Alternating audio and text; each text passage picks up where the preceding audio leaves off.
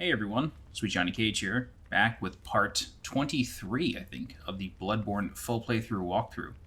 In this section, it's going to be pretty quick. We are just going to get the required materials to access the Lawrence the First Vicar boss fight, and we're going to fight him. So pretty short, it's really just going somewhere, getting something, going to the boss, that's it. So this will be a really quick walkthrough. If you've never joined me for these walkthroughs before, this is a Let's Play style walkthrough. It's a bit of a casual setting. You may hear a little bit of background noise, but it should help you make a difficult game easier. Alright, so I'll show you my stats. Currently level 161. I have done all of the Chalice dungeons. I know that's a pretty high level, but trust me, do all the story Chalice dungeons and you're going to be swimming in blood. Okay, level 50 Vitality, 40 Endurance, 50 Skill, caps on all of those, 23 Strength, 20 Blood Tinge, and 28 Arcane. So one thing you want to have, I'm also using the Blades of Mercy, very important. So one thing you want to have is a armor set with really high fire resistance. So I recommend the Bone Ash set. The old Hunter Garb is pretty good with it too. Yeah, but the Bone Ash set is just a touch higher. So Bone Ash can be found in the Chalice dungeons actually pretty early, so if you haven't already, go for it. Alright, great. So pretty sick looking armor set. Now we can just head into the Nightmare. And then we are going to start in the research hall. So either there or the corpse pile, whichever one will do. And where we are headed now is the elevator. So we're going to take the elevator down right here. And then what we're going to do is, once we reach the bottom of this elevator, we're going to send it up, but without us on it. That's the important part to remember here. Alright, so once it sort of lands, I'm going to just wait a second, touch it again to send it up, and then we're just going to wait. And as the elevator goes up, there's going to be another one that shows up with some sort of throne. And then on this throne is going to be an item. So this is Lawrence's skull. So as long as you have Lawrence's skull, you can now access the boss fight. But we're going to do one more thing. We're going to go on the elevator one more time. Actually, we got to use the lever at this point. And we're going to ride this all the way down. And the reason for this is because there is a chest hidden at the very bottom that we can open, and that will give us the church cannon, which is a gun that can also be used as a weapon. There you go, there's the church cannon. And the stats you need for the church cannon are pretty high.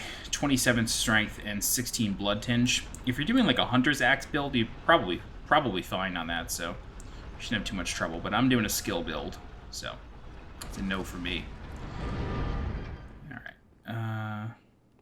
I have to send this down to go back up.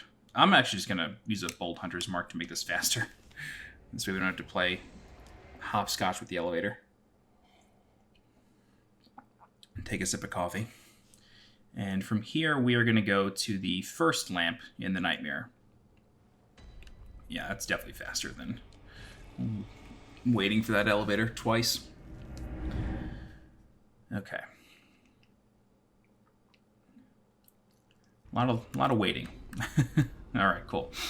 So, with this, we're going to warp to the Hunter's Nightmare lamp, and then we're just going to head towards the Grand Cathedral. And it's not necessarily a run you can just sprint and go for. You do need to kill some enemies on the way.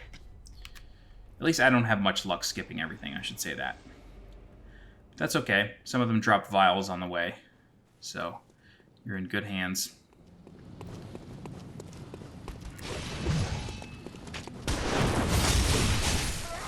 Ugh. Yeah, usually this guy drops vials or a gem. Great. Alright. You can run past him if you'd like, but may as well try for the vials. Alright, we're going to come up here. And then we're going to run over here, but remember the flaming ball, so you just duck over here. That should kill most of them for you. Some of them will drop vials, so... Oh, blood gem. Yeah, blood vial right there. So these guys are going to try to open the door. But then they're going to get greeted with the big boy on the other side. And if you're lucky, these guys can actually successfully kill this guy, believe it or not. Yeah, see. I'm just going to run past him. And then they're going to take care of him for me for a little bit. He's going to get yoked. So let's go ahead and fight him ourselves. Finish him off. Oh, no. There we go. All right. And then he drops vials as well, so it's a good opportunity to stock back up. Cool. Yeah, it drops a whopping 6. Okay, so in the beginning, Lawrence is literally just Cleric Beast with fire. So very familiar fight from the very first boss of the game. But at about 50% health, somewhere around there, he basically explodes and his legs are removed and then he crawls around. This may sound like he is weak, but he is way stronger in this form. So, oh, that person just rang the bell looking for help. Wow, interesting. He's way stronger in this second form, and he's constantly leaking fire. He can spit fire in almost like a fountain. So you really got to be careful when fighting him. But we're pretty high level, so we may get lucky and do this on the first try. All right, but you need the skull in order to fight him. So as long as you have the skull, you'll get this cutscene.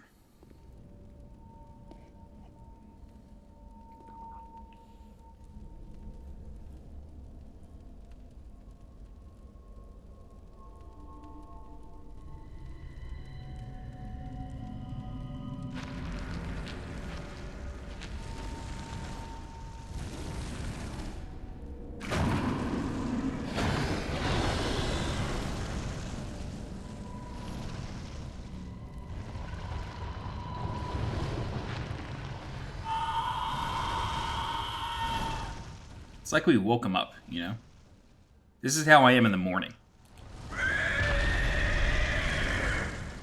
Yeah, I'm a night person. I started recording this at 11:37 p.m., so... I'm not joking when I say this is me in the morning. Alright. So this is Lawrence, the first Vicar. Like I said, he's basically Cleric Beast, just with fire, so you gotta watch out for his attacks. Yep, there you go. I'm fighting him against a wall, which is just a bad idea. But he mostly has the same attacks. So, and sounds the same, looks the same. And the music is somewhat similar. Certainly not the same. So, that attack explodes. I should really... No, I was... So the hand is the weak point, still. That has not changed. We're dealing good damage, so I think as long as I don't make any silly mistakes, we should be okay. Oh, yeah. Walked right into that one. Good music on Lawrence. Le premier Vicar. My bad French. Oh, man. Oh, my God, what is wrong with me? Yeah, I'm just making silly mistakes. I'm just trying to get more and more damage. So he still has this buff where he, like, rebuilds. Gotta watch out for that. We're hacking away at him now. Doing some good damage. You want to watch your back. You never, like, want to have your back to him, if you can help it. Because otherwise, you will take a ton of damage. That's just a general rule of video games. Like, you're going to take bonus damage if your back is turned. Unless you're playing like an MMO or something. Yeah, there you go. That's why. So pretty soon he should sort of break in half. I think we might need to deal a little bit more damage to him.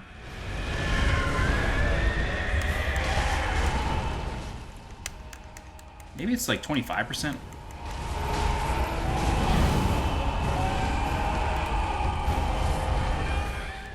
It's hard to deal damage to him with the Blades of Mercy.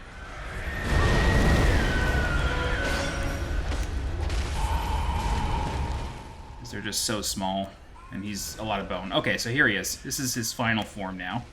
So you want to be very careful. You don't really want to attack him in the head. You really want to watch out. So when he's spewing lava, this is really like free damage time, but he is rotating the whole time, so you got to be careful. And you can also do this run around that can really easily one-shot you, so you got to be careful. He'll crawl towards you, and then, yep, that can happen, or he'll start spitting. It's usually one of the two. He does have an arm attack where he tracks. Yep, that attack right there is ridiculous. I don't understand like how he's able to do that, but he tracks you and can pivot on a dime.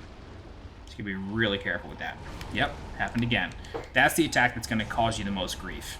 It's like one of the most unfair attacks in Bloodborne, which is generally a very fair game in my opinion.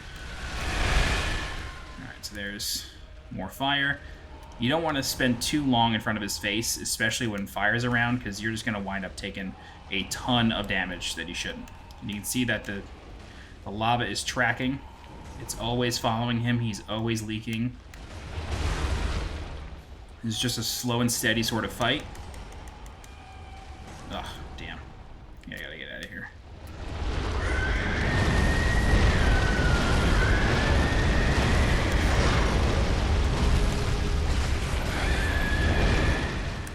Oh, he's gonna corner me. I'm gonna try to get out of here.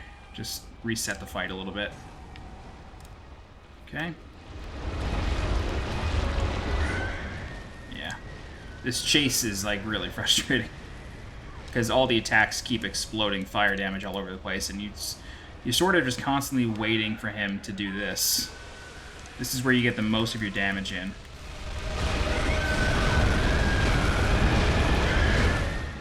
Yeah, and the chase just lasts so long. That's the track. Yeah, that tracking move is insane. Oh my god, holy shit. I really gotta get out of here now. That was a little crazy. Let him chase. Yeah, I mean, even though I am so, like, over-leveled and really, like, overmatching him, he still just does so much damage to me. It's still a hard fight. Alright, so we should be able to kill him here. Yep.